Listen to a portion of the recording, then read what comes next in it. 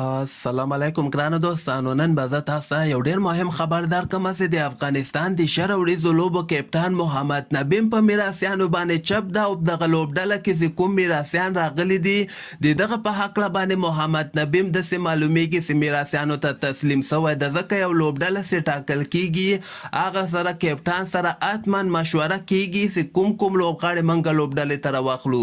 بل به زه تاسو ته د قیس احمد په هکله باندې مې یو ډېر زبردست او د خوشحالۍ خبر درکړم چې هغه T20 بلاست لوبو کې تېره شپه یو په زړه پورې بولنګ نندارې ته وړاندې کړی ده.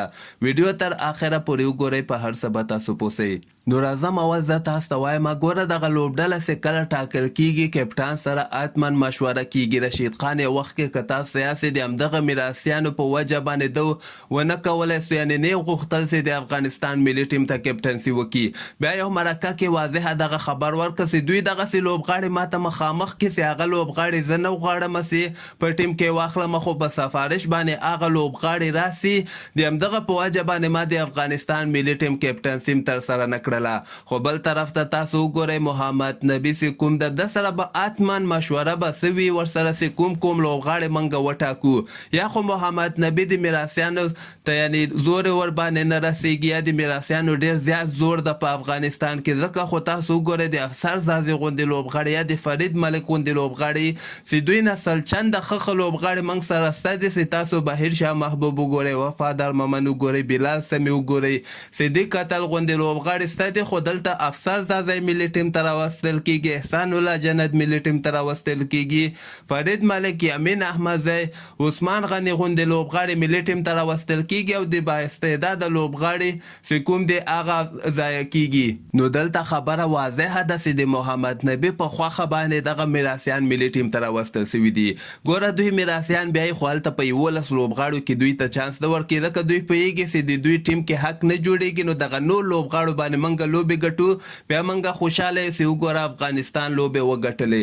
افغانستان سره چې رشید خان دغه آیرلینډ او زیمبابوې غوندې ټیمونه په پټو سترګو موږ ولنه لوبې ګټو، خو دوی وګوره دا میراثیان ټیم ته راوستل سول.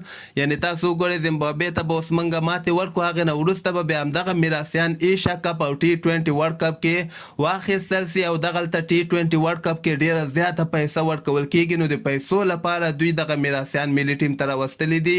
او بل طرف ته محمد نبیم چې کوم د یا خو زور ورباندې نه رسیږي او یا خپله د نبي په خوښه باندې ملي ټیم ته راوستل سوي دي، ځکه د نبي فارم هم نن سبا خراب ده. نو دوی ته نبي ته دغسې ویلل کېدل که چېرته تا خپله څه توره کړې، یعنې نن سبا د تا فارم وګوره IPL کې یو لوبه کې امتحان اخلي او ته څنګه لوبغاړو باندې تنقید کوې، یا دا لوبغاړی غواړي یا هغه لوبغاړی غواړي.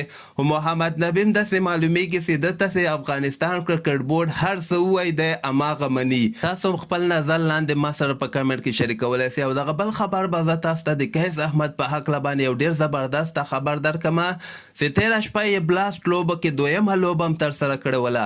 هغه اولنۍ لوبه کې خو قیس احمد دومره خاص بولنګ ترسره کړی نه و، یعنې 4 اوورو کې 39 رنزه ورکړي وو، کوم لوبغاړی هم نه و آوټ کړی. خو تېره شپه چې کومه لوبه ترسره سوله په دغه کې د قیس احمد دوی ټیم اول بیټینګ ترسره کړی و، 115 رنزه ټارګټ یې هغه بل ټیم ته ورکړی و، خو هغه بل ټیم وکولی سو دغه ټارګټ پوره کړي. په 20 اوور کې دغه ټارګټ پوره کړی ده. دغه لوبه د قیس احمد دوی ټیم بایللې ده، خو په دغه لوبه کې قیس احمد 4 اوورو کې صرف 40 رنزه ورکړي دي او د مقابل ټیم یو لوبغاړی موټ کړی ده. نو همدغسې تازه خبرو لپاره تاسو دغه چینل هم در سره سبسکرایب کولی سئ.